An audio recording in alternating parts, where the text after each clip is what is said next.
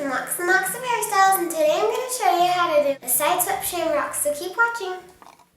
So I started with the bohemian twist at the top of her hair to get her bangs back and to just make it look extra pretty.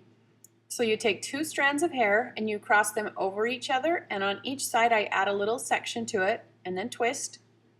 So adding a little section of hair to each side, give it a twist, and I'm twisting away from her face. Just keep working your way down from the part line, or I went just a little bit to the side of the part line, and I will go to the opposite end just a little bit further than the part line. Just really simple twisting, and when you get to the edge, go ahead and put it in an elastic and let it hang down. It's a little saggy right now, but we'll bobby pin it up. And then part off a section. Again, I'm taking just a slightly deeper side part because her hair is really fine, and so I want to have a thicker shamrock to work with.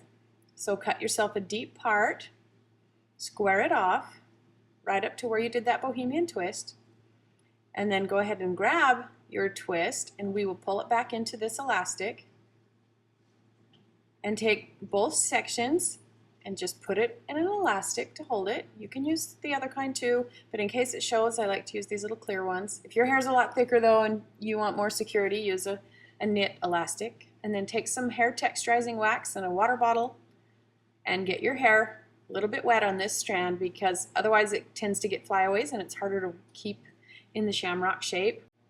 Then divide your hair in that ponytail into 3 sections that are even, and take each little strand and get it wet enough and slicked up enough with your hair wax or pomade that it doesn't have any flyaways and you think it's nice and smooth and you can work with it. Again, you don't have to use the pomade, but I love how it keeps the hair sleek.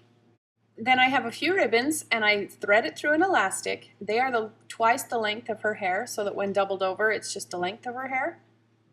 And I threaded it through that elastic so I can then grab one of my strands and I will fasten the elastic in about 1 inch or so away from the ponytail.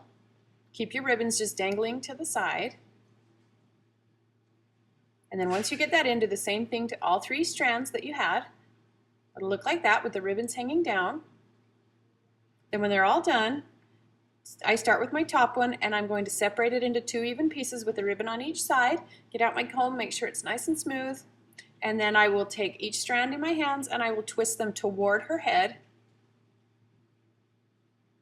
And then I'm just going to curve them around into almost like a heart shape. Now mine are a little over twisted, so that's why it's curling, so I'll let a little bit of the twist out, of the tension, and then just put those 2 strands in an elastic. It's a little bit tricky to hold down that heart shape while you're doing it. Make sure those ears stay the same, stay symmetrical. Get your elastic anchored in. Then I like to keep my hand kind of on that to make it so it doesn't fall. And notice the little shape it's making for the clover. And it may not hold its shape entirely right now. Just twist it up and out of your way. Do the very same thing to the next strand. Separate it into 2. Twist the strands toward her head. Wrap them around and join them together. Put them in an elastic, holding your palm or the side of your hand kind of against it so it doesn't fall out. Then do all 3 of them and then flip them up there in your clover shape. Roll them the direction, set them back up in the way that you rolled toward the head. When all 3 are up, I tuck my strands behind the clover, all of the strands, and then I get out my bobby pins and I will anchor down each little wing of the clover and send it through that center section between the 2 elastics so that it stays to the head. Get them nice and opened up and in a cute shape. Then take the remaining strands that you have now sent behind the shamrock, get out your comb and smooth them out, and we're going to rope braid for the stem.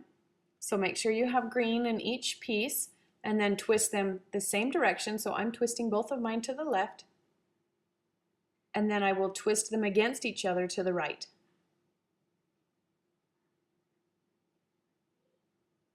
And then when you run out of hair that's been twisted, stop and send it both again to the left and twist it over itself, over each other to the right. Get down to the bottom, put it in an elastic, and you have a really fun shamrock.